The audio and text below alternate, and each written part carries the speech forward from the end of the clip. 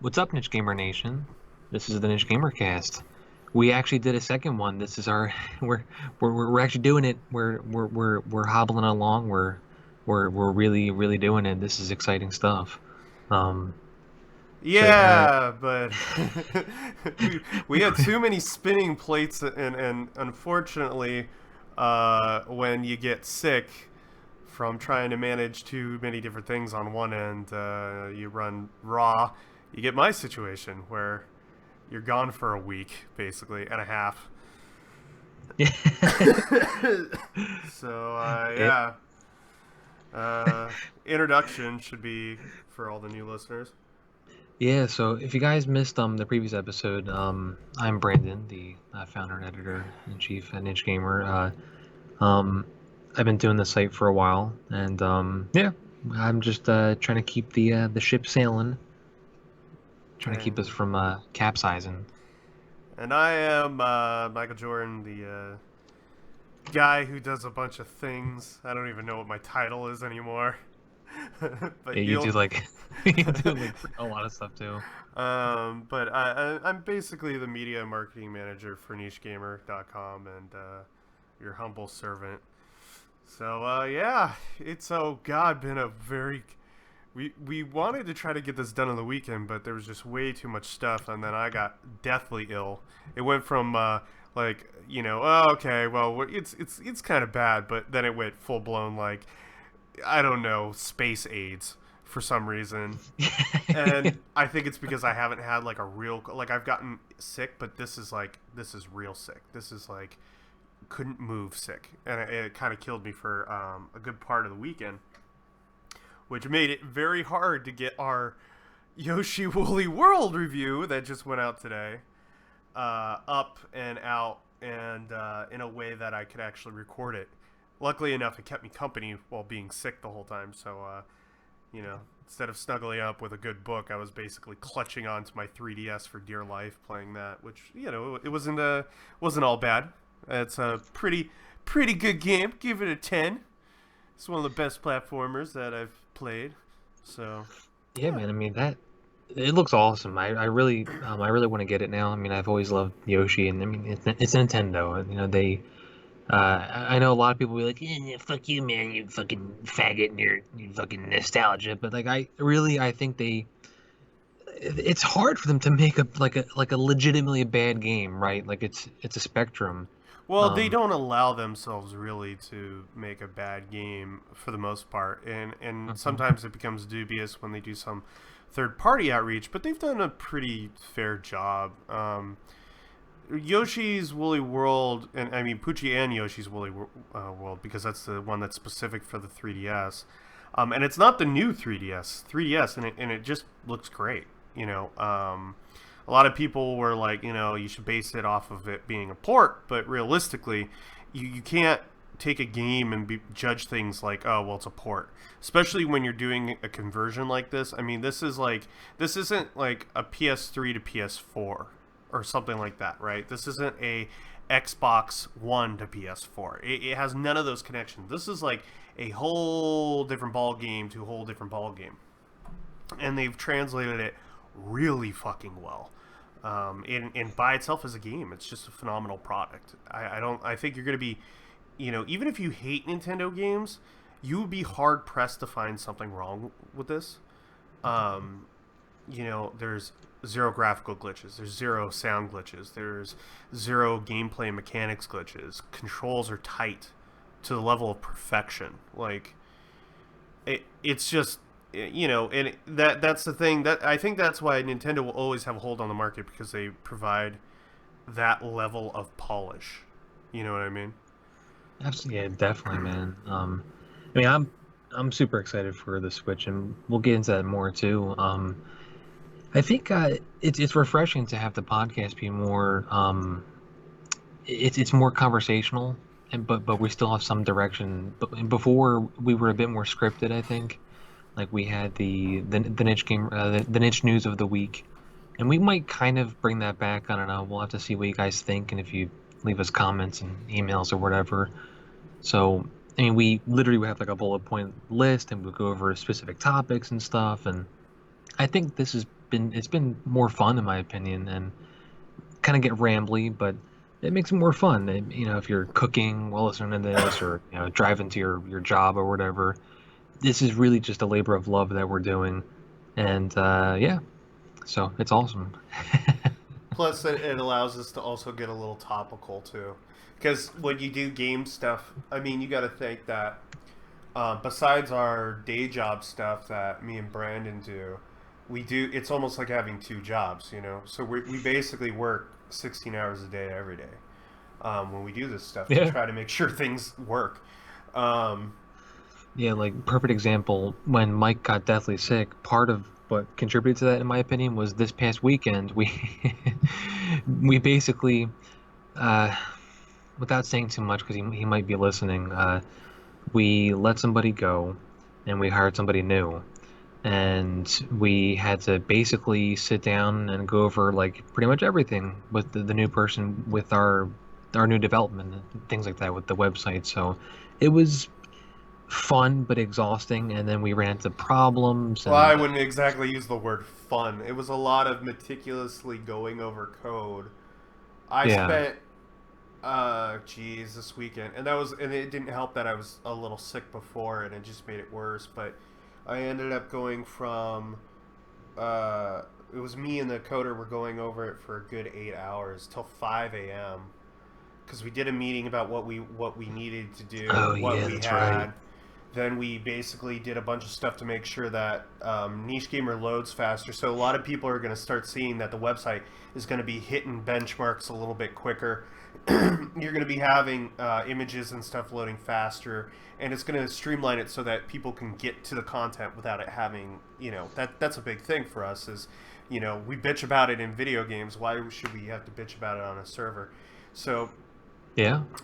that's going that I already actually went through. So you're going to start seeing a decrease in load times, and then some real new goodies which have been kind of hinted on before, but I won't get too into it. Let's not push into that territory because that's when you jinx yourself, right? Um, Yep. And every time I've talked, I've actually mentioned it, and I'm like, yeah, so look forward to it. Then it just all kinds of shit happens. I'm like, oh god, yeah, right. you So know. so we're trying to minimize that, but it's already looking within 3 or 4 days to far surpass what it was at before. So that's a lot of confidence, and I mean, yeah. we've come so much further with you uh really just doing a lot of work, and it's tough. I mean, Well, it's a it's work that startup. you don't have to. It's work that you don't have to do, and I think a lot of people don't realize like when you have a site, a lot of this stuff usually falls onto the owner, right? So before, branding used to have to do fucking everything. Deal with the PR, deal with the news every day. People don't realize how time consuming news is, especially when you have to vet stuff. Yeah, So absolutely. that's why um, and he's also trying to tackle some reviews too, which is hard to do while you're managing that and a full life on top of that. So me doing the PR, doing reviews, I've had to slack on the Daily Niche because it's a little much. But we got like what 5 reviews cooking right now. Yeah, like we, So we yeah. which are all in drafts right now, pretty much. So we just need to get the audio, and then you guys are going to have some more reviews coming at you. Obviously, this Dynasty Warriors one that you're viewing at right now, if you're on the YouTube. So yeah, God Seekers is it was I was interested, and I don't know how well it's gonna pan out. It seems interesting.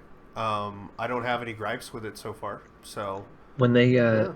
when they first announced that game, I saw it and I wrote about it, and I think the article literally says, Koei Tecmo has come full circle. Like they've gone, you know, they've done like Musu everything, and then they're like, you know what, let's fucking make a fucking tactical grid-based strategy game, like I come mean, on. you know what it reminds me of, and I mentioned this in my preview, which will go out in full later.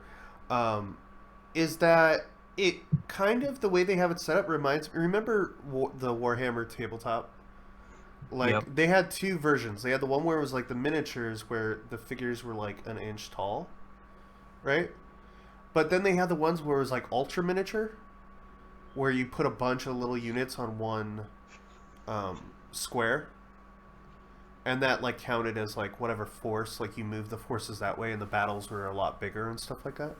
It really feels like that when playing it. Like your guy has a set of moves, it has a set of range, and then the armies have their respective moves and range almost like identical to that feel. And then it really varies like your height and everything. It's just a very interesting concept, and it always astounds me because like whether it be the normal Dynasty Warrior stuff or this God Seekers or Strike Force. God, I love Strike Force. If it's, you know, they always kind of reimagine it, and I know a lot of people hate on it as like the big dumb beat 'em up, but it's like the best. You know what I mean? It's the best big dumb beat 'em up. I mean, there's nothing like going into a Dynasty Warrior game and beating the shit out of people, but with this, it's kind of interesting. Now I'm taking that whole franchise idea and I'm like, huh. I'm thinking about it like strategically. Like it's not just running and timing, get to the place, beat the dude, run to another thing. You know, this is like, okay, you're planning out your turns. You're, you know, it's a little bit more like a, you know, shoji or chess or something like that. So it's kind of interesting. Huh. I gotta stop looking at our Twitter. Well, I use TweetDeck, and it's serious business. I mean, we try to keep on top of what you guys are saying, and you know, we have the main notifications. I have the thing that, and this is what it fucking triggers. You know, some of the snowflakes out there. I have the thing that'll search by any tweets that have niche and gamer. So I'll see both good and bad things. But then on top of that, I see all the shit happening in Berkeley right now, which woohoo, it's fucking Oh, nuts. jeez. Do we want to talk about that because that's going on right now? Yeah, I mean, what I mean, it's completely insane that the mayor of Berkeley just condemned it, saying violence um and destruction is not the answer. Well, I mean, yeah, no shit. Like the whole city's fucking turning into a goddamn. You know, I mean, but this is what they did, right? You take a whole generation of kids and you coddle the fuck out of them, and when they don't get their way, this is what happens. We see this in individual children. Now, You look, know, we have that in mass. Like, who? I mean, the insanity of it. Like, when I try to explain to people, don't normalize violence, because if one side normalizes it, all sides normalize it. And so what you're doing right now is you're creating such a fucking normalization of violence on the left hand side. And this is a left and right issue. That the right is now going to get involved. You're going to have in when you have those two groups, people are going to pick fucking sides. I mean, do you yeah, really really want to get into that? And I'm going to tell you right now, the quote unquote anti-fascists or anti-fa that they've been, now they, I guess they adopted the name or something. I heard them screaming it in the stream. You know, it was like these kids are like anarchists and shit, but like they don't realize that the people on the right are the ones with the guns. Like this is going to get ugly really fast when you start to try to spread that to areas where like conceal and carry, because if they feel like their life's threatened, by law they could shoot you.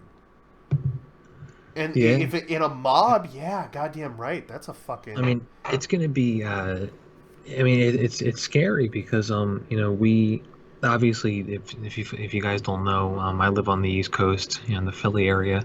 Michael lives in L.A., like downtown L.A. So it's like we're both in very heavily urbanized, you know, highly populated areas, and it's when this shit happens, it's not cool, and you know, we. Uh, and we're talking about politics and shit right now, but you know, I'm pretty proud in the fact that the site is very much unbiased. You know, like I've written about tons, like, well, not tons, but because lots of them aren't worth writing about, but because they're not objectively interesting and or good games. I'll leave it at that. But I've written about a lot of let's just say progressive games. You know, that have uh, you know, progressive values, or one of them, the protagonist was a transgender woman, and no, there's a lot of stuff out there. I mean, if it looks interesting enough and it looks fun enough, I'll write about it. That's pretty much it, And so when some people say, "Oh, niche gamers," did one time somebody called us the Breitbart of gaming websites, and But I I was mean, like, that's the thing. Like, I laugh at that shit so heartily because I play so many fucking games. When I play something that's like out there like that, I enjoy it. I think it's interesting, and it doesn't make it objectively good, but it is interesting. Like a lot of those times, I will see what the people who think off the wall that I do, like totally to the left, do. But we also have to acknowledge the fact that the majority of gaming and the majority of media is very, very heavily politicized, and it's politicized toward the left. Like all yeah, your favorite games in general, unless it's from Japan. Like I've talked to so many people on the Japanese PR side and versus their American counterparts, because the American counterparts lean left while the actual company and the Japanese PR lean right. It's so funny to kind of see that kind of thing go on. But being in the industry a while, you'll see it, and Japan, like those guys will be like, "What the fuck is wrong with the people over here?" dude, I've seen it too. Like I've, without saying who, but I've talked to the American PR end of a company, and they and it's to be clear, like when we're talking about this sort of stuff, uh, you know, I have to give the left leaning folks out there in PR credit. Whenever we're talking games, we're talking shop, we're talking business, it's completely professional. It's completely, 100% professional. yeah, People respectful. who, that's the thing. The people in the PR, they know their shit. They're good at it. You don't get to the level of PR usually that we see, right? That's You know, talking to stuff. Unless you're really good at your fucking job and you know how to keep business away from politics and stuff. I mean, here's the thing, man. You know this too. There's some really lovely people. I might not agree with anything they have to say, right, politically. But yeah. I can at the end of the day agree that there's some pretty nice people. Oh yeah, there's one And particular PR, I guess I can say PR lady who is a total sweetheart. She's amazing. She has always been good to us in the website. And I honestly feel like she's just an incredible person. But she's like the opposite end of the spectrum when it comes to politics to me. And and I see it on Twitter, and I'm like, oh, man. But then I think back, and I'm like, you know what? She's a really cool person, and I know she's a cool person. That's just her. Those are her beliefs. So whatever. I'm not gonna let it affect what I think of her. yeah, I mean, a lot of the time that just gets in the way of gaming. I think that just happens way too often, and a lot of people can't distinguish. And here's the thing: it's so weird. People who create games, right? Because the names and the politics of all these things have gotten so out of whack, right? So like, the people who are now right are like people who are libertarian, people who are free speech. They're all considered, oh, you're right, you're fascist, because the names now, fascist and Nazi and all, they don't mean anything anymore. All racist, sexist. And it was like, all I asked for was free speech. I remember Well, somebody like Mark Kern he was like tweeting, and this person was just like, Mark Kern said something about let's not normalize violence, right? oh yeah, dude, and they And fucking this, pounced him. yeah, Yeah, and they they. pounced on him, and it's like, dude. And I just took a screenshot after she blocked him, and I captured, because I was like, I want to see what this loony bin is saying, right? And so all I did was I screen capped what she said, and then I re-tagged him in it, and I posted the image, and it was just her shitting on people who play WoW and like all this other crap, and it's like, and it's a person with like 7,000 followers, and she has a her Xbox and her PSN intertag and a PayPal donate. And Of I'm, and course. I'm like and I'm like you don't fucking work. I could just tell you don't fucking have a job, you know. And it's just Yeah. like, you know. And when I did that, oh god, it's another one of those fat WoW players. And I look at my profile and I'm like, God damn, this is cold blooded, bitch. Like, I know I've gained some weight, but fat I am not. You know, Yeah. I could lose a few, but you know, give me a break, right? But that's the lighthearted side. But the more serious side of that is this is the mentality that we face all the time online, and Well, the crazy thing, like with niche gamer, just specifically, like we haven't talked about it as much, but we definitely, I think, collectively as a website, we take an anti-censorship stance. Like if a game is censored, we'll point it out and we'll present it as is. I've written about it before, and other people have too on the site, and we all pretty much agree that we don't like it when stuff is censored. And for just that opinion right there, like, just, hey, it shouldn't be censored. People consider that like a fucking, I don't know, like a right wing thing now or something. Like, right, like, it's crazy. Like, that used to be a liberal thing. Like, like, hey, this shouldn't be censored. This music should be censored. This movie shouldn't be censored. Blah blah blah. It used to be the right wing people would say, oh, the devil is in Dungeons and Dragons. I can't believe the children. Like, they lose their minds, and you're like, oh, geez, oh, like, really? Like, and now it's the opposite. Like, the pendulum swung the other way, and now you have like conservatives who are like, who gives a shit? Like, why do well, you want to it's the censor this? conservatives who learned the lesson on that. And it was all the here's the thing, it was like all the people who grew up with those ideas of like this is what makes America great, Yeah. you know, versus what these people kind of have in their fucking head. I mean, the safe space mentality does not work with free speech. And here's the thing, these people are saying they're anti-fascist. To censor speech the way that they are doing now and stopping Milo from speaking is literally fascist. It is part of fascism. It is a Yeah. fascist act to do. You are using violence to silence Ooh, speech. And it blows my mind.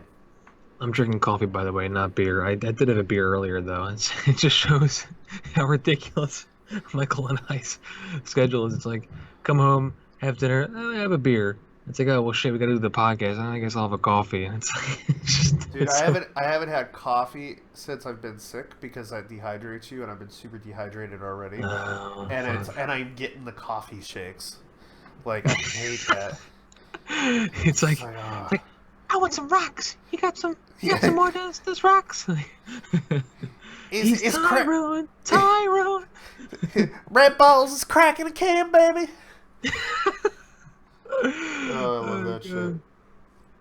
Oh man, so I've a lot of drank shit's been. more Oh, so water. I've drank more water in the last 4 days than I have in the last 3 years. dude, is that how it always is? My Oh folks man. my folks would bust my balls. They'd be like, if there was no water and soda, you would have died like 20 years ago. And in my defense, I I've seriously cut back my soda intake. I've lost weight. I'm down to, back when I was married, I was like 195. Like almost 200. Now I'm down to like 170. You know. Shit, I gotta get back to that. I've just been eating such crap food because it's like you don't have time when you're running around meeting PR people or Oh yeah. doing the advertising deals and stuff like that. It just takes a lot of your excess time out. So I'm like, oh fuck. One thing people don't really realize is like usually when people go and do previews or like behind the scenes stuff, generally there is like some sort of like sit down and it's like you other press and it's you kind of just shoot the shit. Sometimes they'll like get dinner at a place and they kind of cover your tab or whatever.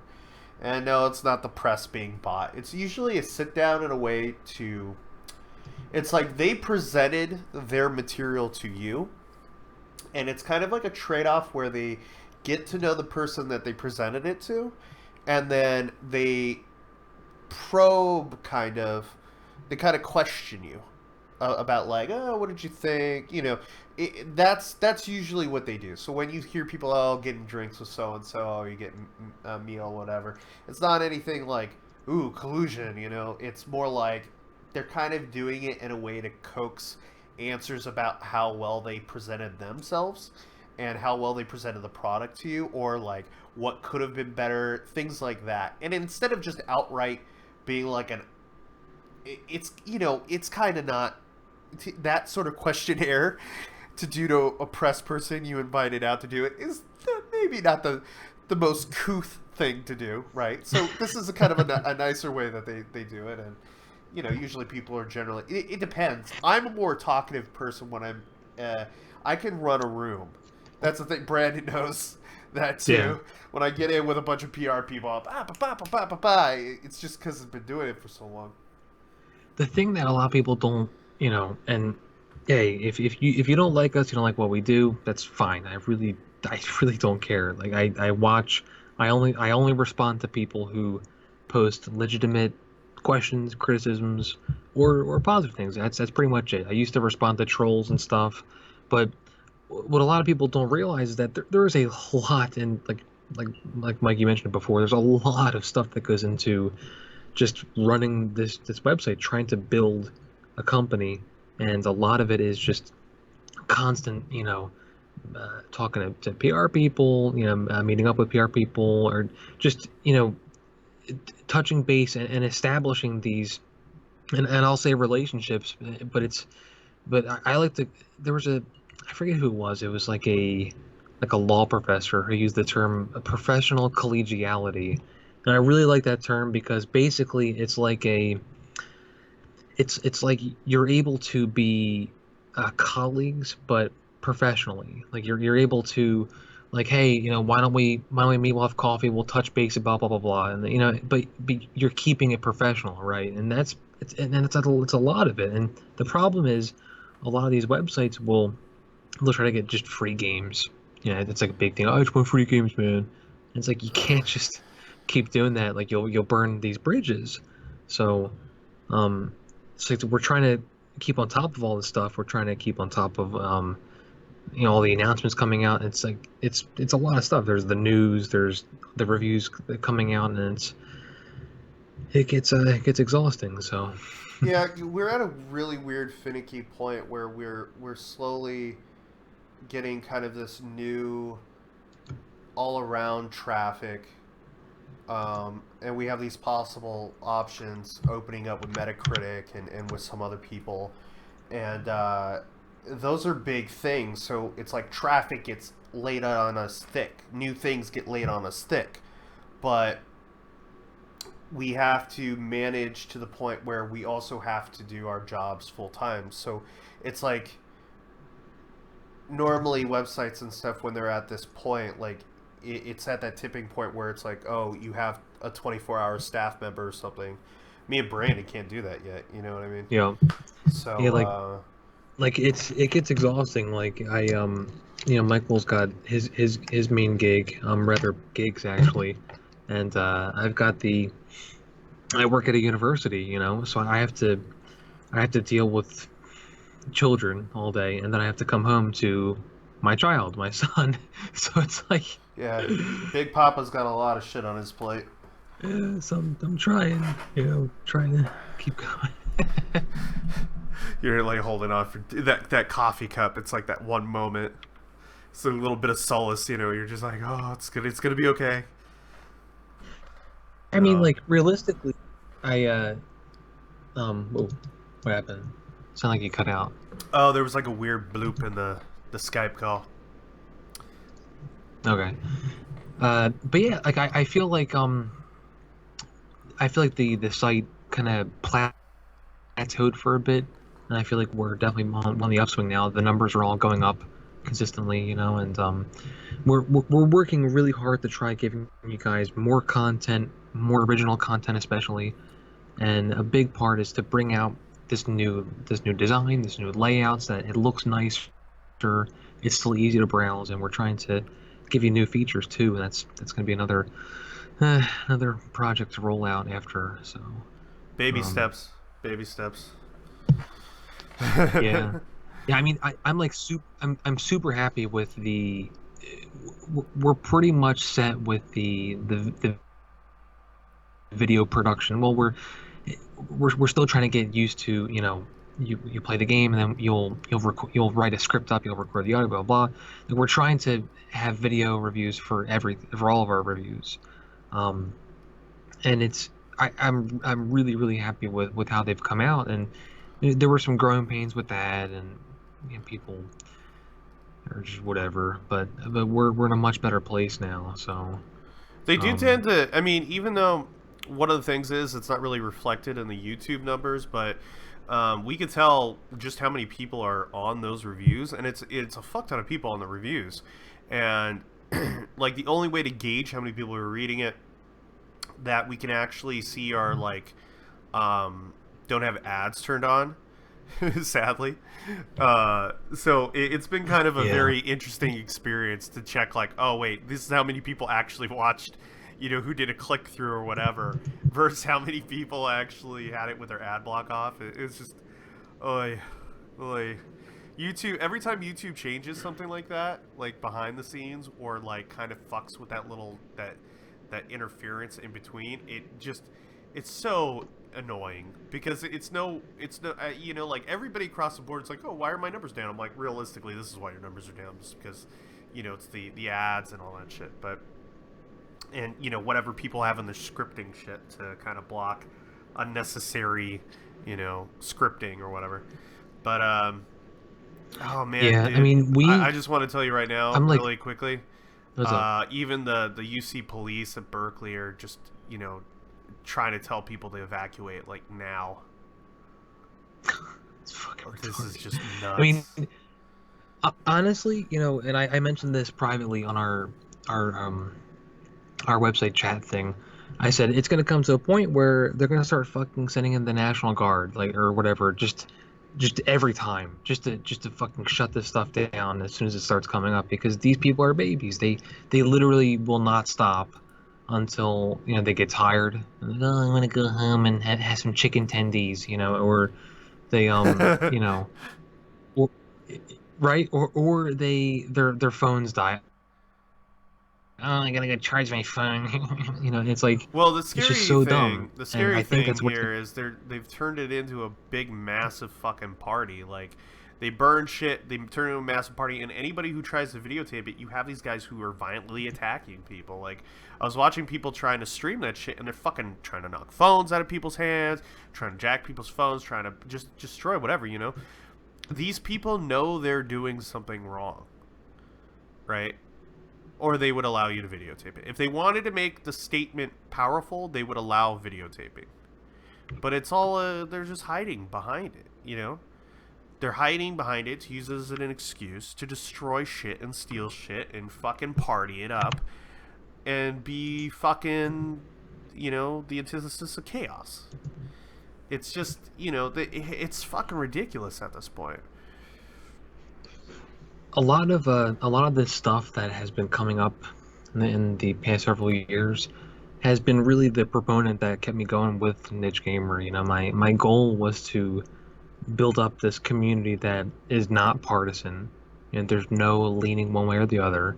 It's just, hey, here's a place for you guys to come to find some fun stuff about games, talk about stuff, and not be tone policed. Like, you can say, oh, I don't fucking like this, or oh, I really don't like this developer, they're shitheads, and that's fine.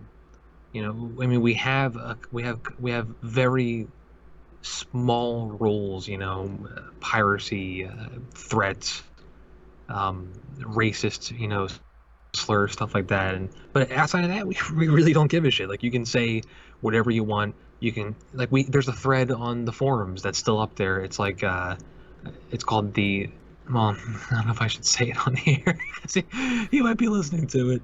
Um, it's the fuck NIS America thread, and um, and for what it's worth, we don't like that stuff. I would prefer that uh, developers weren't that hated, but it happens, and I it's you there, know and that's I been up don't there for really months and months. I don't really get why they like. I was looking through that. I mean, I really don't get the hate.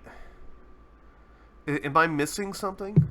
I mean, it's Like well, I think I've there's been a never. lot of It just seems there, very weird, especially for the things that I see that they put out. You know. there's been a lot of and this goes back years, and here's where it's really like people will will paint me as one way or the other, but it goes back years, and there's been questionable localizations done, right? It's like, all right, well, and they define questionable, and some people say, oh well, they butcher the script, stuff like that. They remove this scene or that scene, and when there's a lot of these allegations, and there's documentation out there for it, but I can't remember off the top, how much it was with this game or that game, but I think there was maybe a handful of games that might have had uh, things cut, or the scripts deliberately written a certain way and stuff like that. And here's the thing, I had I no idea. most of these games, well, most of these games I haven't actually played myself, so I can't personally vet it, but people to take screen caps, and they'll have actual comparisons of the script side by side and stuff like that. Like Christ, there's even that one fan translation of what was it called? Fuck, I wrote about it too. It's the it was Art on Alico 2, I think. Like some fans completely retranslated that game because they were just, and they had a list like of examples of stuff, and they're like, yeah, so we wanted to retranslate it, and I mean, it's Sounds like like Nice America needs to I don't reach think. out to those people then, because I mean, I what I'm, from my side when I see stuff like that, there's a couple things that they're either worried about. They're worried about, and it's like they're worried about it, but there's also a cost factor, right? They can only spend so much, and those companies that they're spending the money on probably not the best.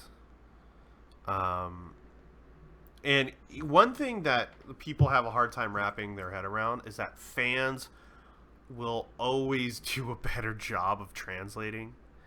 Um, and I've never understood why companies don't utilize that more. Because these there are people, they're just like, just get a fan of the fucking series and really like who's legitimate, test their skills out, and then if they were gonna do it anyway, reach out to them and be like, okay, let's get this guy on board. Um, it's time, it's Yeah, I the mean, money. There's a lot of like other things, and then there is the fear of the ESA. I mean, that's the big thing. Like the ESA, depending on what happens with the rating, could prevent your game from even showing up on like the PlayStation Store. You know, unless you have some big massive balls, you're not going to get an MA game on the PlayStation Store. And our and see, rating and system that's a fucks whole, that. Yeah. yeah. I mean, that's a whole nother topic too, and I mean, and this is something that I've talked about maybe revisiting, and I would say this maybe like a year ago. I can't remember. Christ, when did we do this? This was this was back when I interviewed what's his name? He's the creator of Danganronpa. God, I feel like an asshole for forgetting his name. It's like Kazo. I know its short version is Kaz, but he's the creator of Danganronpa. I interviewed him. Wonderful guy. Had a blast. It was great. He loved the questions that we had. It was a really good interview. And after that, I was talking to the NS America people, and they loved the site. The one PR guy was like, "Yeah, I'm on there frequently. I check out, especially obviously when we're writing about their games, they obviously go and check out the response from fans and stuff. And for you guys out there who don't think that PR people do it, they do. If you It's their don't fucking think, job. yeah, like, and you might think that that they're just saying to blow smoke up my ass, stuff like that. Like I know, well, I can't say more than that, but I'll just say that I know that they do. Uh, so if you want to have your voice heard, like if you are legitimately curious about something, upset about something, just leave a comment, you know. And PR people see that stuff. They look at that stuff, especially. And I've been told this by a lot of PR people, and this is, and I'll give you guys, you know, my little golf clap here, so I don't fucking peak the mic. But uh, a lot of PR people have told me that niche gamer is like the super hardcore community. Like it's not like NeoGAF retard regressive hardcore where they're just like insular and you know they live in their own little bubble. It's like a legitimate collection of lots and lots of different fans of lots and lots of different subgenres and niche genres just coming together and just basically just fucking going nuts over video games in both good and bad ways. So Yeah. um, Some of the comments just, I mean, we put out the Yoshi and Pushi's Woolly World, and like the first comment on it, because I put it was like the bad. There is no bad, right? And then somebody underneath put the bad. It's on the 3DS instead of the Vita. It's like, oh Jesus Christ. And then somebody underneath that puts the good. It's not on a dead system like the Vita. Like I love the people who write in the comments because it's just so good to read because they go at each other with a level of play banter that I think is really cool. I feel so bad for Travis Touchdown because like people will literally comment on stuff just to shit on him and he keeps commenting on the site. Like I gotta give you props, dude. Like if you ever listen to this, you know, you like you do not let that get you down. Like people will be like, oh Jesus, where the fuck is Travis? You know that fuckhead blah blah. Like they'll say all kinds of shit, and I'm like, Jesus, you know, like he just I forget what his thing is. Like he oh I think he wants everything to be on Nintendo. Like he's a huge Nintendo guy, so people just shit all over him for that. And then there's also the that guy uh, chocolate ice cream or whatever. Chocolate ISIS. Yeah, chocolate ISIS. Or no, what was it? ISIS cream? Yeah, Was something it like some? that. Yeah, hold on. Let me. I'm And sure I can find him somewhere. and he because he comments all the time and he'll always he'll comment on everything console based and he'll say I hope this never comes to PC. I'm Yeah, like, he's a pretty diehard PS4 fan. I I'm like, enjoy God damn it! I enjoy seeing the shit shows that kind of come out of that because it's not like people like just devolving into name calling. Like it usually gets to pretty brutal criticism of like the systems or games in general, and it's like the console war has kind of died. Like none of that really goes around anymore. But it's just kind of funny that there are still these little pockets of it within our community, and I applaud those guys because it's like, you know, it's a little bit of rivalry that needs to be there. I think everybody just got too complacent, you know. I think that's also another reason why we see so many people going, oh well, Nintendo should just dive out of the game and just make software for other hardware platforms. And I first of all, this is one thing people need to understand about Nintendo. They could lose money for the next 40 years and still not need... I mean, like, I'm talking about a heavy operational loss. They could lose money for the next 40 years, still with a heavy operational loss, and they still will be tugging along just fine. They will do cutbacks where they need to, with development would slow down or whatever, but generally they'll be okay. That people don't understand of just how strong and how set up that company is, how much money is behind them already from, I mean, Nintendo's an old fucking company, man. Yeah.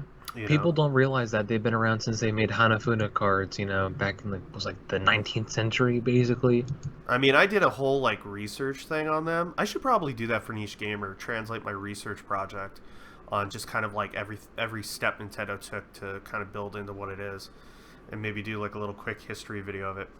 But I wanted to. They're strong, man. Here's a random thing that upsets me, going back to PR people and developers and stuff being political. Obviously, a lot of developers and PR people are left-leaning, right? It's rare to find people who are even centrists, people who are right wing. It's even, well, publicly right wing. It's even rarer, right? I just saw a developer who, he's a cool guy. Him and I are friends, in my opinion. Like respectfully, we'll talk about his games and stuff, and uh, and we keep it professional though. But I still consider him like he's a cool guy. But he just tweeted saying, being called Antifa should be a badge of honor. People willing to risk their very beings to make sure others stay free. American fucking heroes. Actually, fuck, I shouldn't have read that verbatim. But that's Well, that's that's a comment I hate to say out of extreme ignorance, because when you yeah. have that's a big problem with the politics right now. That's what's emboldening these people to be violent. They're Oh not yeah. fighting for anybody's freedom. They're fighting to take away people's freedom of speech. Would Like I? the people are so out of touch. It's scary. Yeah. That's the My scary thing is people have no fucking clue what's really going on.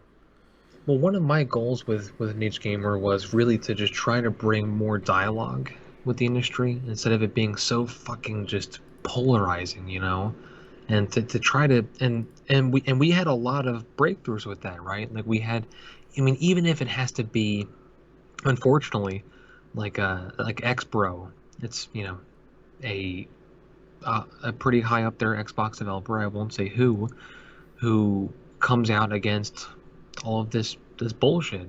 And I don't know his personal politics per se, but just from going from his responses and things like that, I would say he's pretty much like a centrist, like a normal person, right? Um, maybe a bit right leaning, and it's just interesting because we've had other developers who may not be right leaning in the interviews, but they are personally.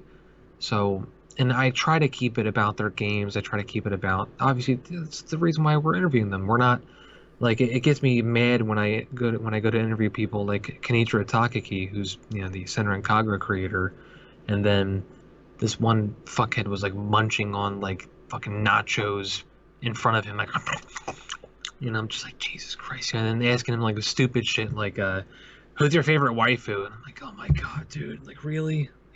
Like, are you gonna fucking ask this dude this just asinine question? Like I asked him questions like, hey, so I know that your favorite girl in the series is Hibari, because of the Buruma. It's like it's the really unique older style, uh, It's puffy tight. underpants. It's puffy underpants, people. Exactly, yeah, yeah. It's like the older style underpants that and they would even have the gym clothes, like the gym. I don't know if you consider them shorts, but they'd have Yeah. that style too. And so I asked him, hey, so you like her a lot because of that. Can you go into that a bit? Can you explain to me why? Like, why is that iconic to you? And he was just like, oh, like he was like stunned, like literally like leaned back in his chair, and he was like recollecting about his childhood. He was like, oh, and he starts like rambling off. It came and then come to find out like he just like loved those those summer days and those gym classes when girls would wear those, and it just really like was like a deep like a deeply cherished image in his mind. And he just felt really nostalgic about it, and a lot of stuff in that game comes from his nostalgia from his childhood. um, and he also mentioned that he was huge into SNK games as well, so there's a lot of like little Easter eggs from SNK games in there too. It's a really fun interview. But I just was upset that I couldn't have a one-on-one. I had to deal with those fucking shitheads who want to try throwing in stupid, bullshit instead of talking about what really matters. Well, I mean, relatively to video games, what would have been interesting, because what really matters. I know you're talking about underpants, but Well, it's a character. yeah, yeah. Okay, so I hate to kind of break apart this, but one little thing just happened. A dude was just beaten unconscious live on stream at the anti-Milo. He was a Milo supporter who was beaten unconscious in Berkeley just now, and photos are cropping up on Twitter. Apparently, they beat him with shovels and metal poles. Um, So, yeah, I mean, I they need to am. I they mean, need to just fucking send in, you know, the cops and just shut the shit down. Like, I don't understand why they still haven't. I think maybe because it's Berkeley, and maybe even the cops up there are just scared. you know?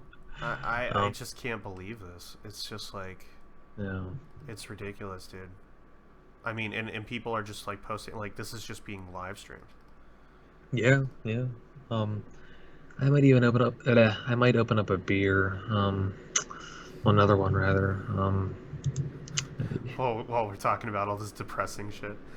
Yeah, Oh yeah. man, it's just crazy. I mean, it's a crazy time to be alive. Oh, These people are not. It's so crazy to me because I don't think that these guys realize that they are now the establishment. They are the establishment. They are the media. They were until a month ago. They were the people who controlled the fucking government.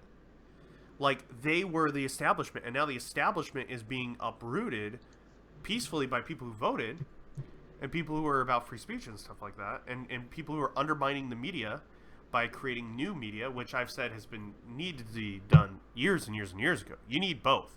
You need the far right, the far left. You need the middle. You need the people in between. You get a better idea of what's really going on when you have multiple news sources. And it's just this is insane. yeah. I mean, to kind of switch things up a bit, I guess. We actually last time we got a ton of questions, and I think it's because there wasn't much going on. Now we got this fucking riot still going on, but we actually just got a question from one of our biggest fans, actually. Uh, I pronounce his name like Nonscapo, but Nonscpo. That's his Twitter handle. He What's said, up? yeah, I mean, he's like number. I think he's like the top commenter on the site still. Or no, he was. Wow. Mr. 0303 is now the top. Oh Wow. shit! Somebody dethroned you, boy. You got to get back on that shit. And there's a oh look, there's Smug, and he changed his avatar to have the word banned over it. Come come on, man. Like, dude, What on people? on the discuss the comments on our website. So Whatever. for yeah, yeah, I kind of don't even want to get into it because it was just a shit show. Um, but Nonscapo asked, are any of you still playing Pokemon Go? Also, have you any of you played Yu-Gi-Oh! Duel Links on mobile? I didn't even know that was out. Huh. Um, I have I mean, not checked it out. I was looking at it and I was like, because I used to be a super big Yu-Gi-Oh fan. Like I actually went to the tournaments and shit like that. yeah. And so whenever I see something new with the property, I'm like, I kind of want to get into it. But like, here's my problem with all these. Like, it happened with Magic and it happened with Yu-Gi-Oh, and they just get so fucking convoluted. Like, I think it was like fourth generation or fifth generation is when I just stopped. I couldn't take the way Yu-Gi-Oh was going anymore. But I keep seeing these things pop up, little mobile thing or whatever, and it kind of makes you want to go back. But I don't know. You just can't. Oh God, I just had this. So for those who don't know, I work in IT. That's my day job. So, uh, and I work in a highly specialized bleeding edge in terms of software and hardware part of the university. So we deal with the ridiculous, super specialized problems that the other IT people are like, oh, really? I just deal with Outlook. And I'm like, fuck you. So it's like, I just got an email back from uh, the Bandicam people who are based out of South Korea. And I explained to them very explicitly, saying, look, I need to have the software license stay in place on a roaming profile via a domain, a network domain, right? I was very specific about this, and they responded back saying basically what I already know, like, baby, do you gotta put in the serial key, every time, and it requires administrator privileges. I'm like, really? That's retarded. Anyway, Whatever. back to the Um, question. so yeah, back to the question. Pokemon. Pokemon Go, yeah. Yeah, so I mean, I haven't played it since Christ last summer, maybe. When it first came out. Yeah, like I kind of got bored. It's like, yeah. I put Um, $20 into it because I said this is interesting. I'm going to try to use all the different things, see what it's like, see if I like it, right? Give it the benefit of the doubt. It was nothing but bugs and broken garbage for the first full couple of weeks or whatever it was out. And they didn't offer any refunds. And after that, I deleted it. I will not. If you cannot fucking refund your game when it's down 50% of the time, when most of the systems are broken and people pay into it, um, you need to go fuck yourself. And that wasn't Nintendo's choice. That was fucking what is it called? Niantic, Yeah, right? Niantic. Those guys are the guys who are Nintendo has a little bit to deal with it, but not a lot. Like Nintendo I think suffered the most through the bullshit that happened there, and I think the reason why changes have been made like as much as they have now recently is because Nintendo put their foot down on them. But yeah, I'm so upset about that. That could have been so good, but it's just terrible. So I need to stop looking at Twitter because I keep seeing retards losing their minds. Sarah Silverman is asking for a military coup of the United States government. That's cool. That's great. It's going to totally solve things. Totally. Normalize political Uh, violence, guys. Totally the right way to. That's total. so Try to normalize political violence in a state in a country where Middle America has all the fucking guns. well, anyway, Uh, let's talk about some other stuff. So gaming news recently. I have another question here if we want to drop this in real quick. Oh yeah, actually, yeah. Question from Stefan. Can you tell us a few things that you hated or loved about Japan when you lived there? So I guess that was a question specifically drawn to me. Hmm. Um, hated and loved. Okay, one thing, and it's very weird, that I loved, absolutely loved, and it was the sheer amount of 7-Elevens fucking everywhere. 7-Elevens or other places like Popular or like Good Family or something. There's like all these different depending on where you are, the names may be changed. But there are the ones that were around me was 7-Eleven and Popular, and those convenience stores were always fucking amazing. They had fresh fruit food.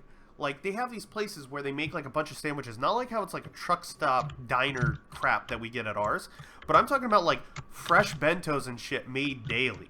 Like, and they get them, and not only daily, but like every 6 hours or something. And they were like 300 yen, which is like $3 for like a meal.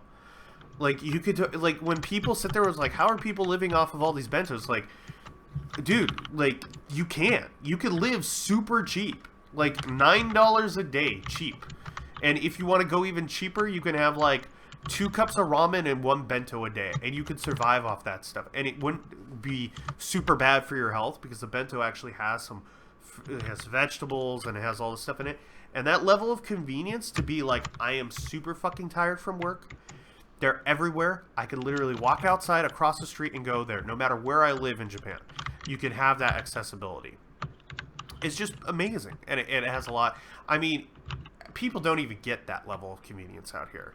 You know, I pine for it, and even me living in downtown LA, I walk everywhere, right? I still don't have that level of convenience. Partly because there are a lot of homeless people around who ask you for stuff when they see you walking around with groceries, which sucks. But I donate where I can. But dude, come on! I just went to the grocery store. I have nothing in my own cupboards. This is all I got. This is literally all I got right now, man. Please get me on a time when I'm a little bit more apt to be charitable, not while I'm holding groceries.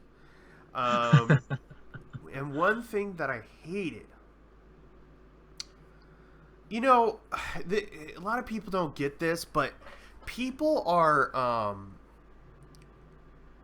there are people, like I made some really good friends that I talk to all the time still on Facebook and things like that.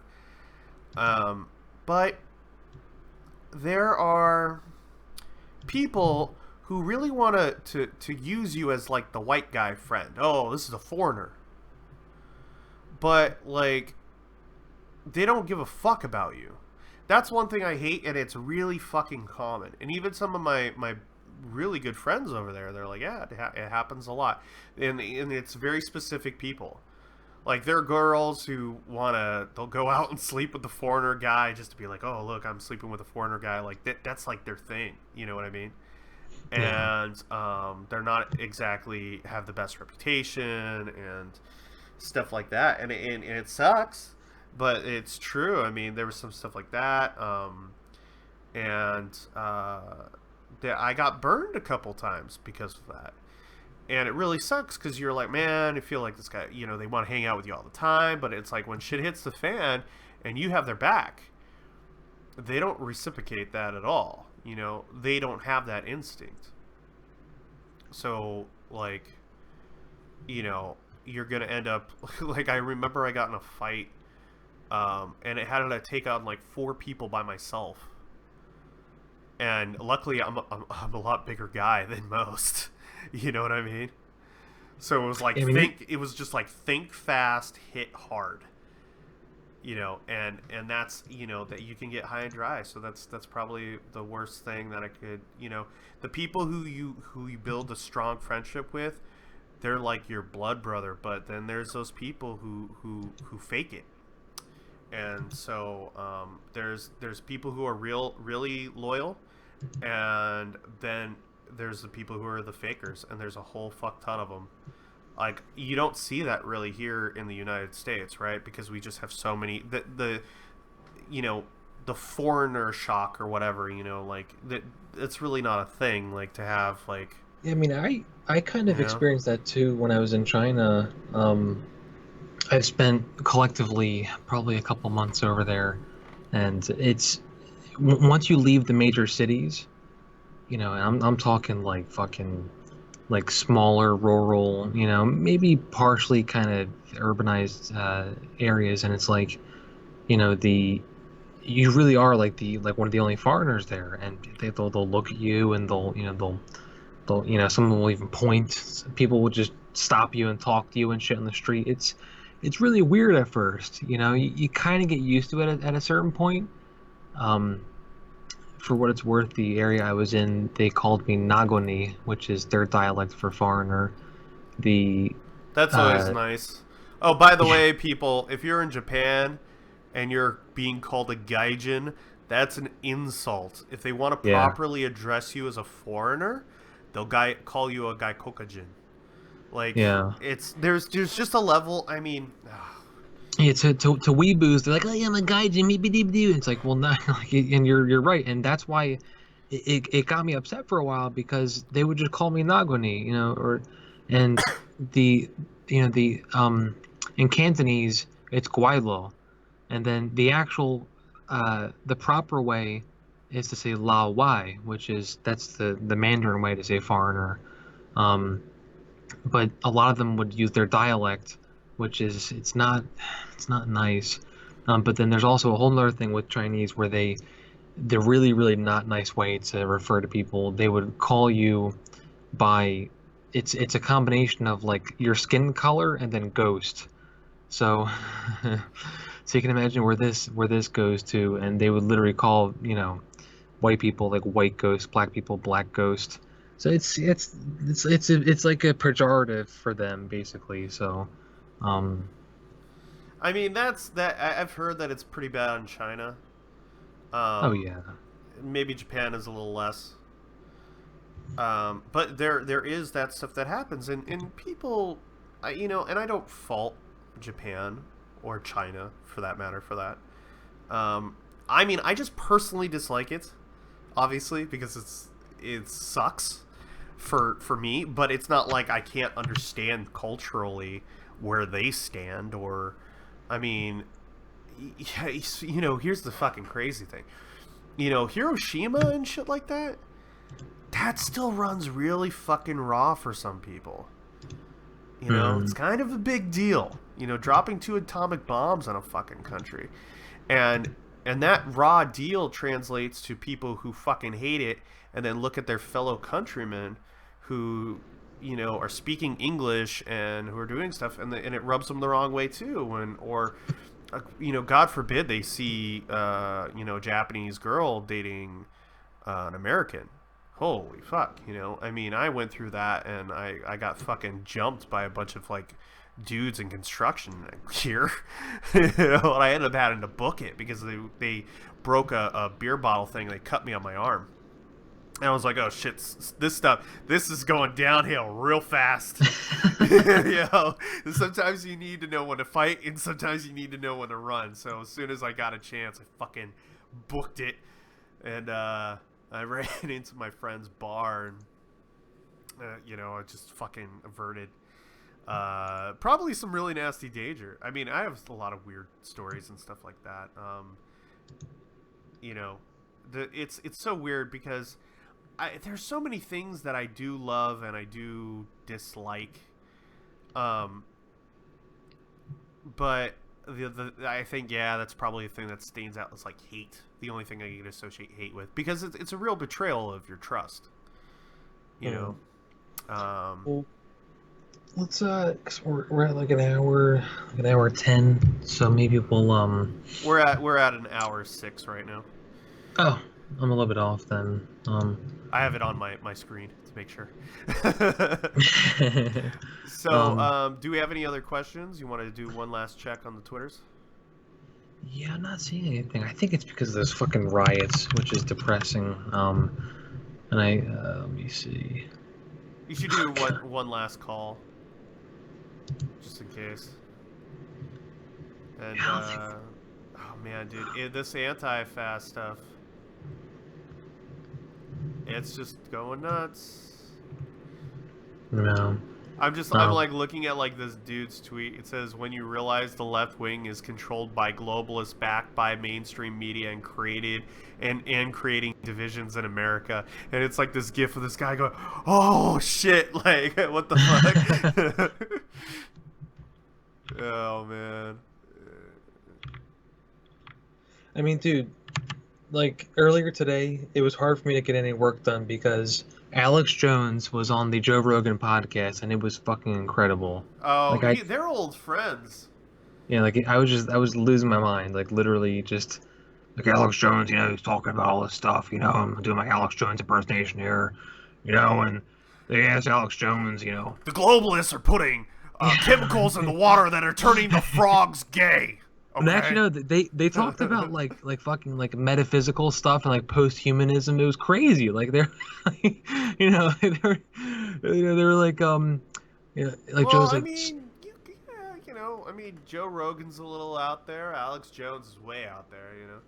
Alex Jones is a dude. He's an 80-20. 80% like, whoa, what? And then 20% you're like, huh.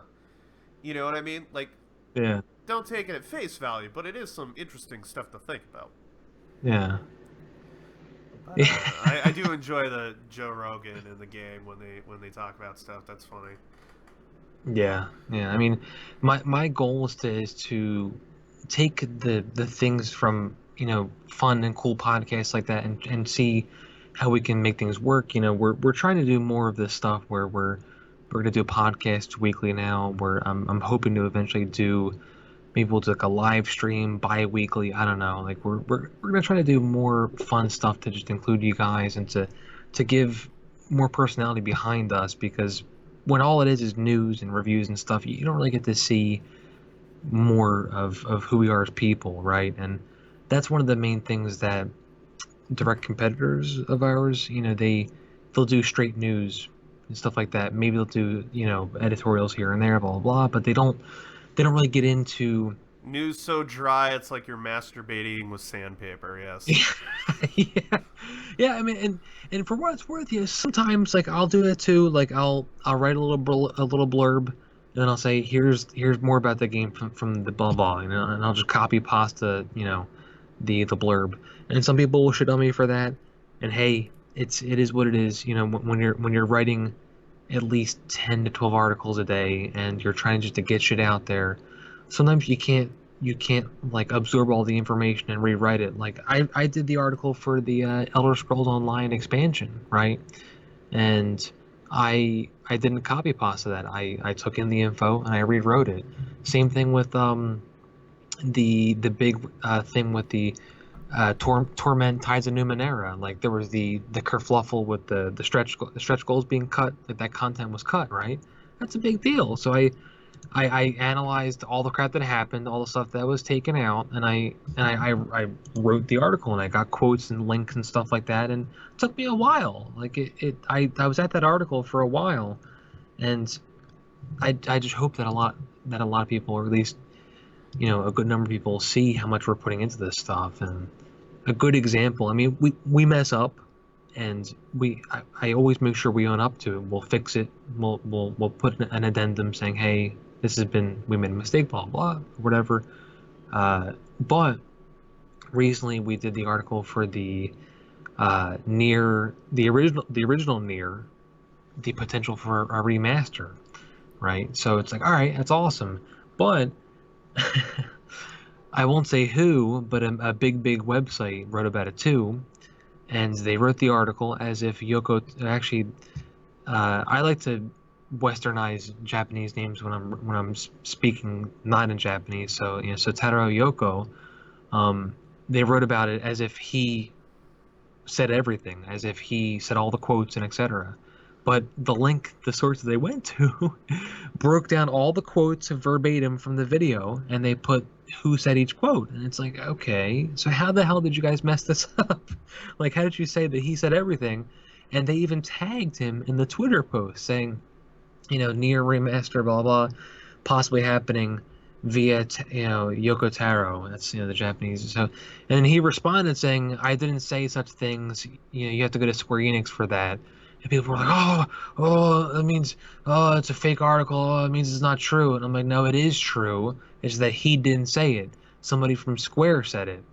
Yeah, it's like, I mean, a big difference. That's why people need to pay attention a little bit more. And everybody does fuck up, but like just own up to it. We try to actually, when we fuck something up, we usually try to own up to it within whenever we actually realize it. It's like, oh shit, quick. Like everything stops for a second. Everything we do kind of goes, Yeah, like today we found out via a fan. Thank you. Actually, I'll give you a shout out. I think he listens to this. I can't remember. Actually, fuck, my Twitter thing is flying. His username is Kane Yusanagi. He's a real cool guy. He's been a fan of the site for a long time, and he just started tweeting at me like, "Hey man, fucking sidebar and the footer's not working. What's going on?" And I'm like, "What?" Like, I'm on my commute home from my day job. I was working late. I'm exhausted, and I look at it and I start freaking out. I'm like fucking sending messages to Mike, and I'm just like, dude, what the fuck? And I'm on the phone with our web tech guy. Yeah, and I was like, what is going on? And I deleted like the one advertisement to see if that fixed it, and I thought it did, and it didn't. And then come to find out it was something that I forgot about, and it was But fun. it was fixed within like 30 minutes. Yeah. It was kind of an inconspicuous thing that we wouldn't have figured out, but we kind of keep on that shit. The good thing is that I think it literally just happened at that time, and he noticed it, and it was nice enough to point it out, because it's one of those things where there are so many systems that make our website run, and a lot of people will just never see them, and there's a lot of stuff that goes into it at this point. But we try to keep it fast, obviously, and this was one of those systems that I forgot about, and it just stopped working right at that point. So, well, geez, I mean, like, I'm trying to sort through, like, normally the people who, you're right, like, the people who do normally send either comments or listening to the podcast, they're all on this. I mean, I can't fault them for it, too. I mean, this is basically at the top of trends with, apparently, I guess Twitter has hashtag horny authors trending. Like, they place that at the top. Like, it's retarded. Because you know how it normally works, right? Yeah. Oh, yeah. And it's like, they put, what the fuck is this? Like, why the fuck? I mean, like, Well, oh god, this is just what? such a travesty. Why not? I'll go back to because we're looking at this week. Let me go back to the 27th. Let me see. We'll look at some news from last week because this podcast should have been last weekend. So we'll just kind of touch upon some of the big stuff that came up last week. Oh, yeah, we did Halo our Infinite big shit didn't happen either, so. yeah, we did our big interview with Mark Kern, former WoW Vanilla WoW team lead. Awesome guy. He has his hot game with fucking kaiju and mecha and shit like that, called EM8ER, or it's pronounced Ember. And yeah, so he did a fun interview. It's a good read. Check it out. Mike did that with Mark, and then we did a follow up where we just kind of touched upon what they're doing with that game. So the very short version is that Mark did a game called Firefall with Red 5 Studios, and originally, It had a crowdfunding behind it. yeah, they had a crowdfunding. They had a unique vision. They wanted it to be uh, more of like a shooter kind of game where it really had these persistent battlefields. But then, It turned into cheap WoW really quickly because of the yeah, investors involved, and that's the yep, thing that a lot of people don't really get in the industry. Investors do have a lot of leeway with some of this stuff, especially with quote unquote weaker developing people, um, and it's kind of, I mean, it's basically how Mark got shoehorned in, out of his original vision. So what he's actually doing for everybody who invested, there is a pseudo buyback program, kind of, where he's not exactly giving a refund, but he's actually giving credit in his new game if you invested in Firefall, which is pretty generous. He is taking the bunt of the responsibility for that one. So I think it's a very rare gesture that we don't really see in game development. Really kind of speaks to kind of how much he thought it sucked, how it turned out, versus what it was supposed to. And then kind of the news about the tabletop stuff that he kind of wants to get into as well. So that's kind of a, oh yeah, that's right, that's a very yeah. interesting stance, doing a game company who's not only into games but is into the tabletop scene. And I think that's Dude, really reaching out to a niche market as well that normally wouldn't be touched on. tabletop is fucking. I mean, it's very interesting, and I don't know how it is on the West Coast, but here, gaming stores are. I mean, it's across the country, the world probably. Gaming stores are typically closing down. All you have are the actual corporate stuff, GameStop, EB Games, whatever. But mom and pop tabletop stores are opening up all over, at least around here. Like in Philly and New Jersey, Southern New Jersey, etc. There are a lot of these stores that do tabletop. They do Warhammer stuff, and I'm like, really?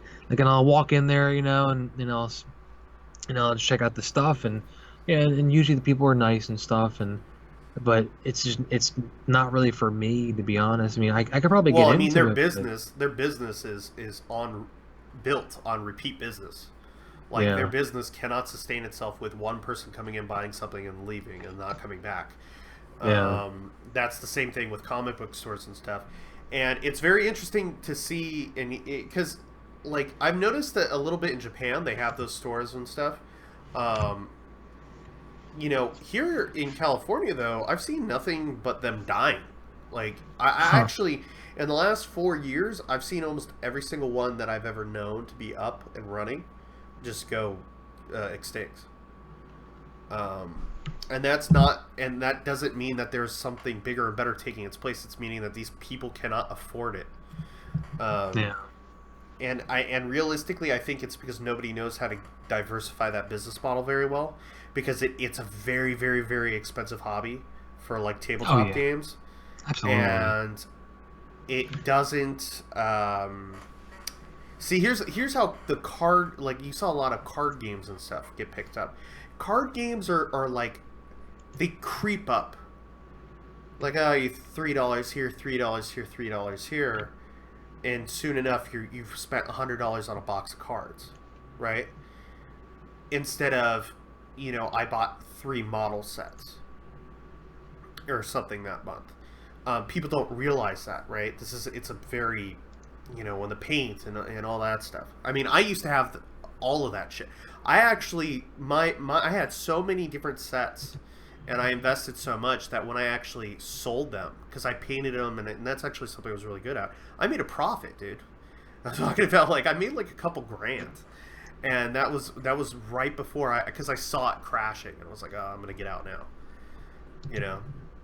Huh. So I mean, I have yeah. seen there's been comic book stores around here that have shut down too, though. Like, Oh, they were all so going. yeah, like, I mean, but it's interesting because I mean, they are strictly tabletop, and I've seen, oh man, I've seen at least one or two open up in Philly, and there was one a bunch of buddies of mine opened up like in South Jersey, which is interesting. Like a bunch of them tried to do game development. They tried to do like they put out some games on like this must have been like the DS, I think. Yeah, back when the DS was the current platform. They put out a couple games for that, and it didn't pan out, because it's really hard. I mean, this is probably before Steam really picked up, right? And back when wasn't as quite as big and there wasn't as much of a push, so they just went into tabletop. And well, yeah, It's a bummer to hear stuff like that, where yeah, yeah, because that was at such a weird time where it was almost to the point where we're going to get a good set of platforms to push into independent development, smaller development, cheaper development. There's a lot of people with a lot of great ideas who just went the wayside. Do things like, so a lot of people don't know this, but at E3 you have like this like accessory alley, right? You know what I'm talking about, right, Brandon? oh god, yeah, yeah, So it kind of sucks because like a lot of bright-eyed, bushy-tailed guys who are like, I'm gonna go to E3, I'm gonna show everybody my game, and it's gonna be great. Every once in a while, you'll see one of those guys fork over way too much money, get thrown over there by Accessory Alley, and nobody fucking goes to see him. You know, it's like they saved up all their money and they thought, well, I just need to get in, and I'm good. Where they could have spent that money on development and promoting online, and they would have been a hell of a lot better. Or like trying to yeah. push their way into getting Nintendo to pick it up, or Sony, or even Microsoft at this point.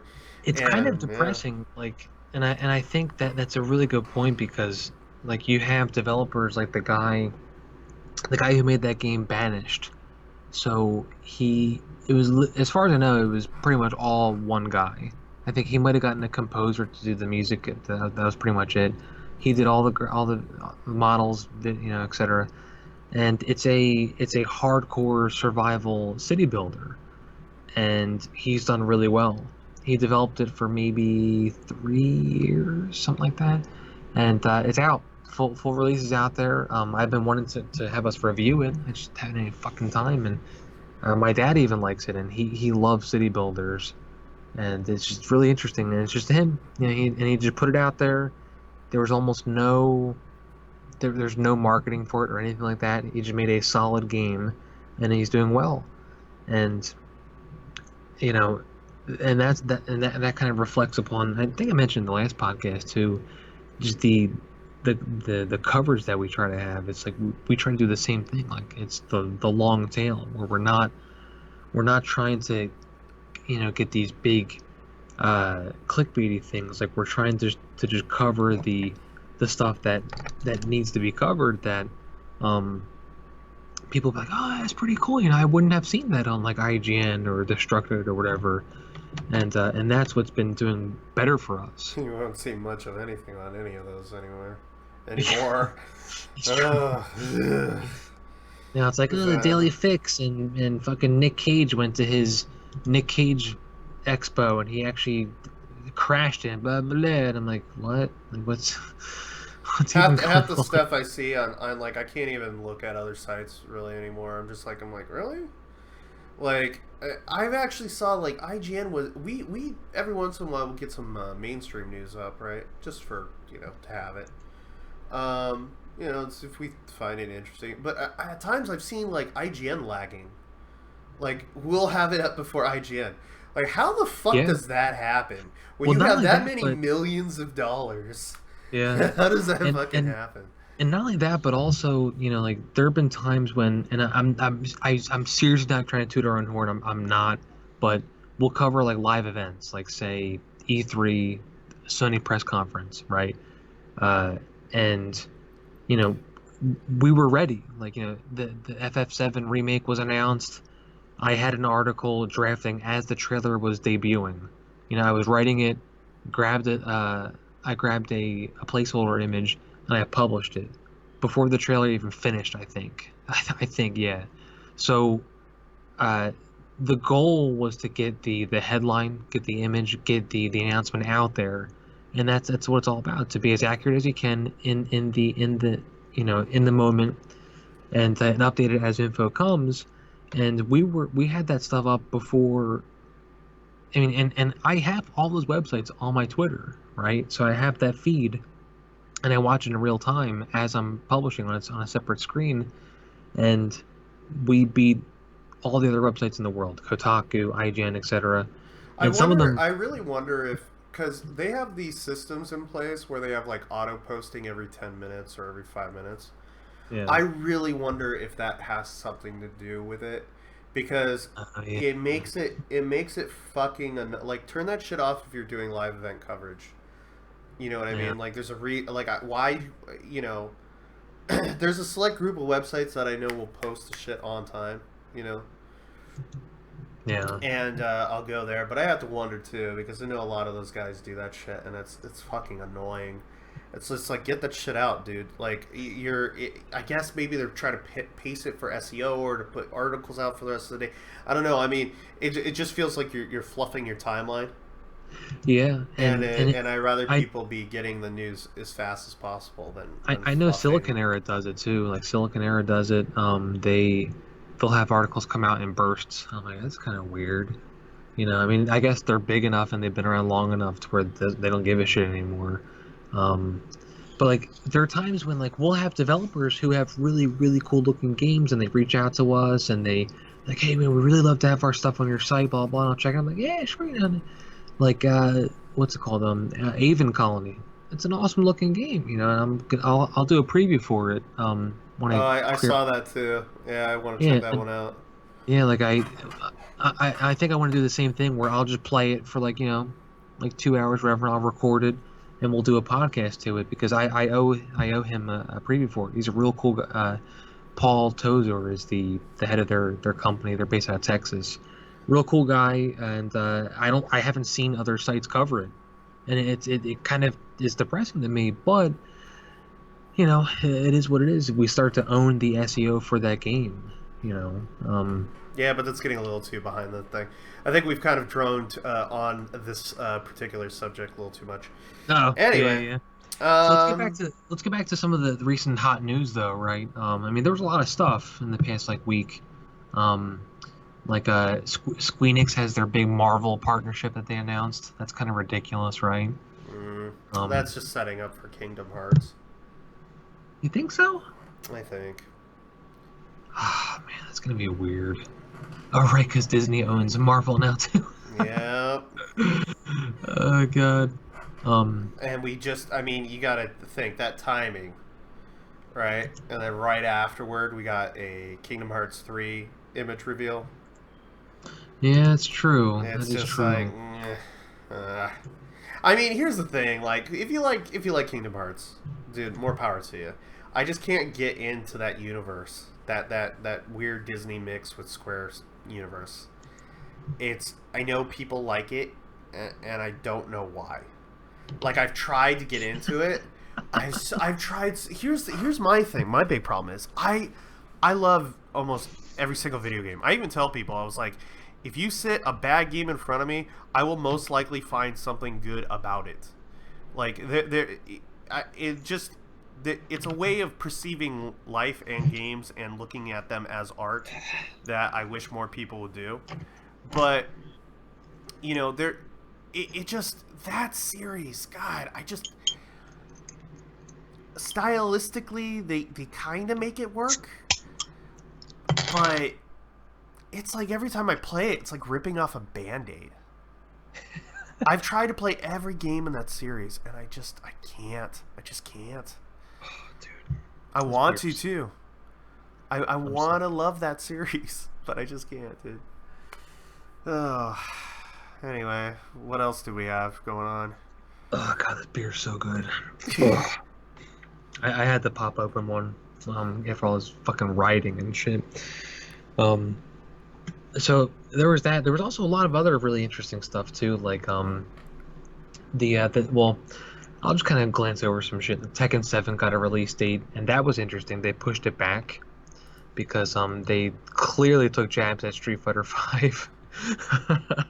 Like Harada-san was like, yeah, we didn't want to launch it with like lots of stuff missing.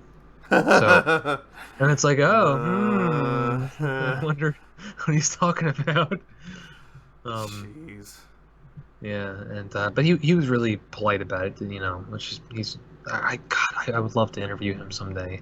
I was close to trying to get him for the summer lesson game back when that was first announced, and I played it. So, but he was like crazy busy running back and forth anyway. Dark Souls 3 got their new expansion announced. The Ringed City looks pretty cool. Let me see. There's oh god, the Mega Man cartoon. Jesus Christ. Oh jeez, I looked at that. And you know what that reminded me of? Remember that when that woman messed up the Jesus painting? Oh yeah. It's like fucking. I saw that. I was just like, oh Jesus Christ. It just is so bad. Oh god. Some other cool stuff too. Well, actually, so Deus Ex had their next DLC announced, A Criminal Past. It's actually, it's gonna be in a different area. It's when Adam first, like starts to do contracts and stuff like that. The problem is, this is a rumor that Squeenix might be putting a hold on Deus Ex because of that new Marvel deal, and it's like, man, like, if they do that, it's kind of a bummer because then fans will be waiting for the third game, and it's just a rumor. We don't know if it's true or not. They are packing a lot of firepower behind that Marvel deal. Yeah. Avengers game, Deus Ex and Tomb Raider developers. Jesus. Mm. If that thing is not the shiniest fucking game that they have produced in the last 10 years, people's heads are going to fucking roll because that's a multi-game deal. Like, they really, really... People don't understand. They're like, oh, it's just a license thing. I'm like, no. They're putting their fucking necks on the line for this one. They're banking that there's enough power behind that event because in recent years, like, games that are it's just known, don't tie anything into a movie, and now Avengers is basically a movie property, whenever it's related to other properties, right? It's not a comic property anymore. So those games are just known, like, people don't buy them anymore. They're like, oh, it's probably shit, and it's people like me who are my age who remember all those shitty licensed games, from what was it, AGC or I forgot the name of that company. They remember they had the rainbow logo. And they did like the bad Back to the Future one. Oh, jeez. They just did so many terrible games that our generation just learned not to buy it anymore. Not buy our, I don't have any kids right now, I think. But, not get our nieces and nephews, those games. And so there's been a decline in sales. And it's just, I just looked at that and I was like, holy shit, did you guys just fucking do... I mean, because even that Deadpool game did not do well. Remember that most recent and it was like balls to the wall, the commentary, and blah, blah, blah, and I'm just like, nope.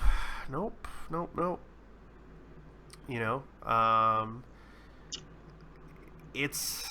I don't know. It's such a gamble. Hmm. Well, well, let's move on to what kind of. So actually, I'm going. So this is the week of. See, this is it's been a while. So this is the niche news for the week of the 23rd of January because we'll do the news for the previous week. So I'm just going through like different stuff here. I mean, there's a lot of stuff like the Banner Saga 3 is on Kickstarter. It's like, really? Did you guys need another Kickstarter? I think they I just don't- do it as publicity at this point, kind of like the Shaq Fu thing. Oh yeah. Oh, did I'm that still. get funded? I can't remember. I'm not sure. Actually, I don't think it did because that was on Indiegogo, wasn't it? Here, hold on. I wrote about it too. Let me see. Shaq. I'm gonna look up on our I could have website. swore it was a Kickstarter. Shaq Fu. Oh god, this fucking face with the cartoon. It's just... I still have my original Shaq Fu cartridge sitting here on my shelf. I mean, so dude, it was fully funded. This is back in 2014. Yeah. Fuck, dude. And then they had a I trailer, the end of 2015, and nothing.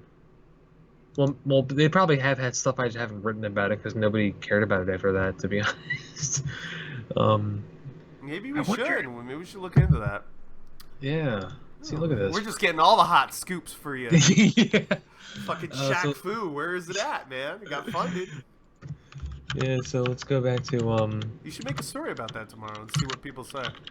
Yeah. 'Cause I'm curious. I just made a note for that too.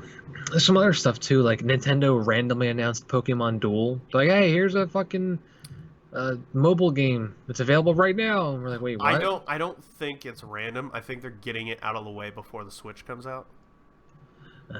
They're that's trying good. to they're tying up all the projects that they had going on, and they're like, well, it's done. Just get it out. Huh. I didn't think about that. Dude, I mean- we have shit. How many days? We have 32 days. I know. I mean, I'm actually kind of scared for that week because it's not only No, I'm the sorry. We have 31 days Jesus. until we. Oh, jeez. I mean, it's not just the Switch launching, right? Like, because you and I are both buying our own systems, so oh Jesus. Depending on what happens, I will Yeah. be paying for it. I may be paying for it, or I may not be paying for it, depending.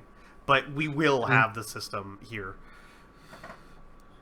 I mean, I'm gonna get my own just for personal uses too, and I'm gonna get at least 2 to 3 games plus the big ridiculous Zelda Collector's Edition, and alongside that, That's I'm the only one that I bought was the Zelda Collector's Edition, okay. and I got the big fucking I'm a retard one. Yeah, me Yes, too. I'm gonna call it now. I fucking hate collector's editions. I mean, for what it's Outside worth, of the like, Fallout one, I hate them. yeah, I love that one. I remember I pre-ordered it on the plane to E3. It was pretty great. I had to spend Oh. an extra premium up for my fucking one because they canceled my goddamn pre-order. Amazon. I have such the worst goddamn record with Amazon. It's unbelievable. I mean, I normally wait for collector's editions to go on like ridiculous like Amazon Lightning deals or whatever, right? It's like I got the Doom, the 2016 Doom collector's edition for like $60. Like, I got a fucking light up skeleton statue now. It gives my son nightmares, like he doesn't like it at all. And I'll turn it on, it gets all red, and he's like, "Ooh!" He starts like like crying and stuff. I'm like, all right. You heard it here first, people. He tortures his kid with Doom statues. Well, on the other end of the spectrum, I'll get the big ridiculous Titanfall 2 thing that I got with the fucking helmet, and I'll put that on. I'll turn all the lights on and shit, and he'll like throw like fucking like soccer balls at my head, like hit the helmet, and I'll hit the thing, and it's like Can you actually wear that? yeah, it's insane. Oh wow. Yeah, it's like it's totally insane and not necessary. I only got it because it was the Lightning deal and I had credit, so all that combined made it like the cost of the game, and I was like, fuck it. So it's just, like, it's just I mean, Titanfall 2 was one of the best FPSs I played last year, so I kinda could see buying it. Some of the ones that you buy, though, I cannot fathom. I well, don't know if any of you guys follow our friend here, Brandon, but he does buy a ridiculous amount of shit to throw up on his work shelf and have at home. yeah. I mean, I've been trying to cut back a bit, and I mean, I'm not gonna lie. I look at the Hideo Kojima Productions statue like once a day. Which costs $2,000. Yeah, and I contemplate throwing down $200 just to secure one, like once a day. I just think about it. I'm like, is today the day? I don't know. Maybe not. No, I really don't have the. like, I'm shaking my head right now. I'm just like, oh, Jesus. I'm like, well, it's signed by Hideo Kojima, man. It's fucking 5 feet tall. It's totally, not, you know, ridiculous at all. They Um, probably could have. I'm sure it's got a bunch of plasticky shit and stuff in it. But when I look at that, I'm like, they could have made like a 6 foot tall fucking wearable suit for that much money. yeah, I mean that plus, I mean there are certain things that like I would really like legitimately like because I don't know. Maybe it's like a dream that'll never be realized. Who knows? But my one of my dreams is to have my own, at least my own office. In the near future, once I get my personal stuff ironed out. Off a desk, and then I'll have all this gaming shit. And then even if Niche Gamer continues to only be just a mid-tier, small to mid-tier gaming site, we have like maybe 1, 2 people that get paid whatever. I would still like to have an office, where I can go in there, we'll do the Niche Gamer stuff, and I'll have all this gaming shit, and that's pretty much it, right? And it's like That's there's all certain I want to do, dude. yeah, and there's It's certain that's the thing is like people don't even realize how much we could do if we just had the space. Me and Brandon just currently are just like so limited on space to do anything.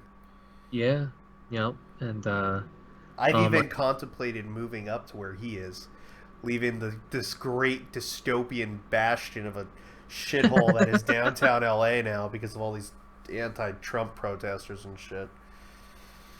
Ugh. yeah, I mean realistically within the next year, Niche GamerCon 2018. so I will, this is like super. I mean, we get like what 200 to 300 listeners each podcast at this point. Uh, so I think it's safe to talk about it. But that's another thing that I've talked to people who run other big major conventions who will get me connected for this kind of thing when we want to start our own. And obviously, I would want to start small, but I wholeheartedly believe that this area, the Philly area, and the Philly Convention Center, it's a huge, beautiful convention center Huge. It's that has huge. it has no gaming shows that come there, and there are realistically no gaming shows in this area. Like the closest ones are maybe what's the one in Baltimore? Fucking Magfest, right? Like that's like the closest one. It's in Baltimore, and you have to think about timing too, right? Like Magfest happens, I think, during GDC or something. So it's like you have to pick and choose your battles. Like you can't run your fucking show during like PAX, right? Like PAX East or whatever, because everybody goes to that. So it's like you have to choose these things intelligently and try to get.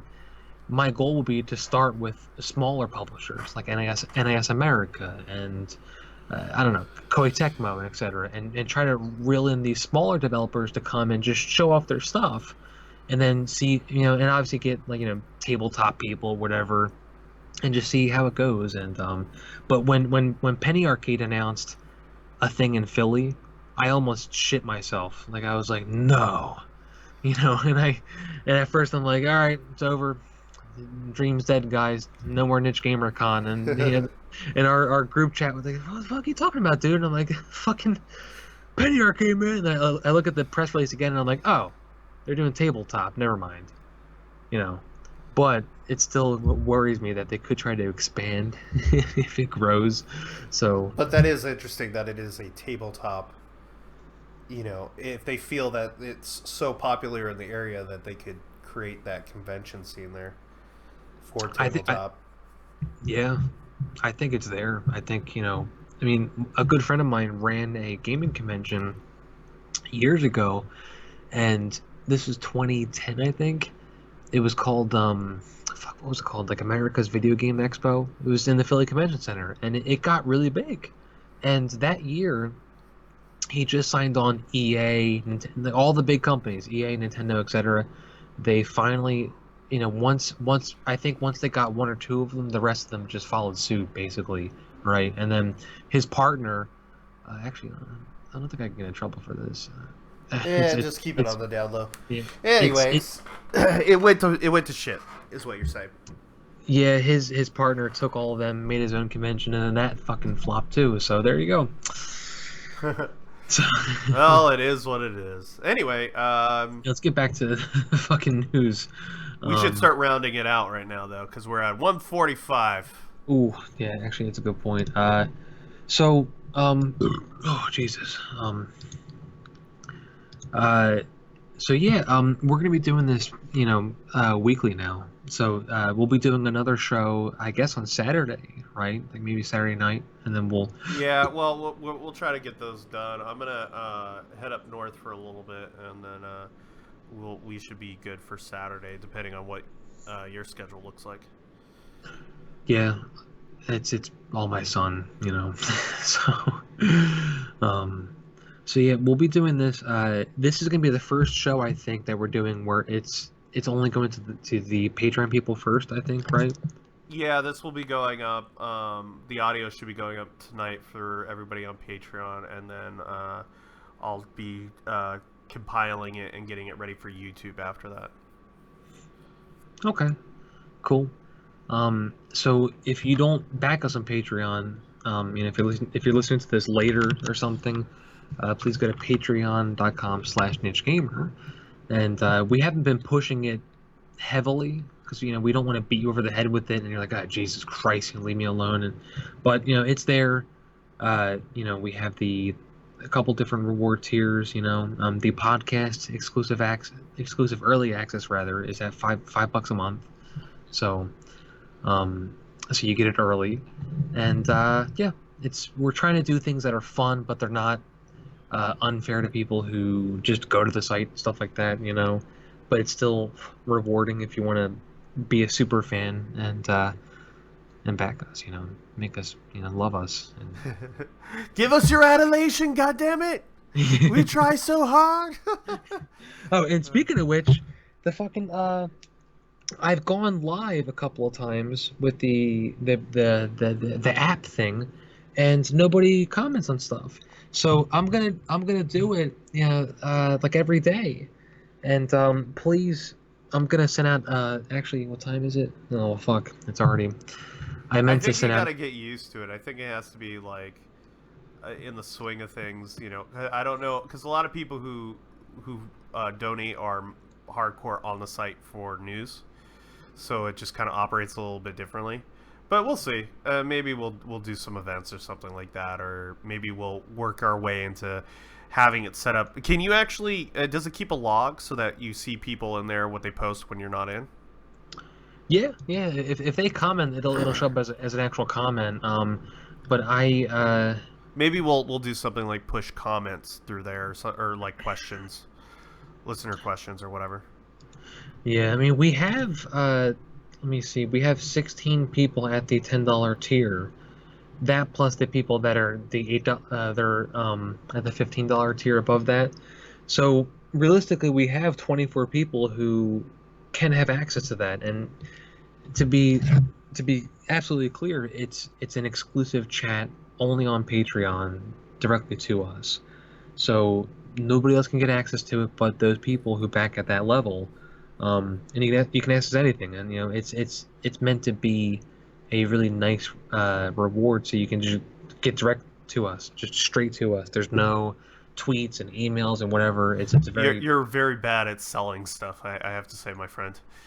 really. Yes, your pitch goes on to way too long and it's way too redundant. Hey, if you guys want to actually hear from us directly, what you want to do is you want to go to the Patreon, sign up for the chat app, and talk to Brandon directly himself. He will take down your questions, take down your comments, and we will actually get back to you guys during the podcast. We'll use the podcast as a medium to actually express our answers back to you guys if we can't do it directly through the chat app. But if you can, go download that app, and boom, you get direct access. That's how you sell it quickly. You've been in marketing for how long? A little too long. So, Yeah.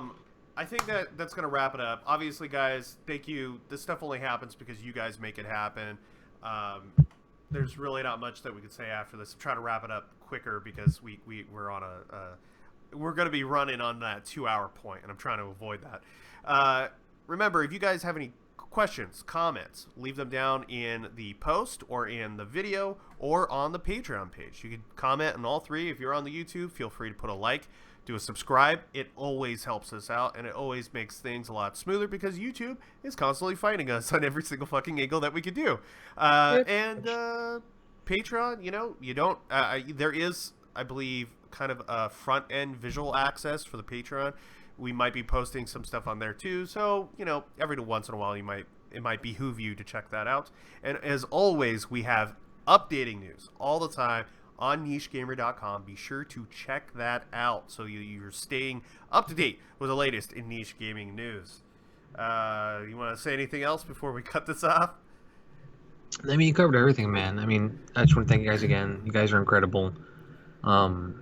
We wouldn't be where we are because of you. And yeah, please check out all of our social stuff.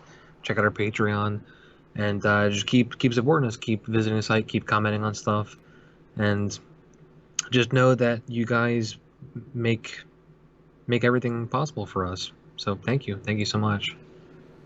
All right, that is it for us. I hope you guys all have a great week and weekend, and I hope you're staying safe and sane in this time where there are massive riots. Peace and good luck out there.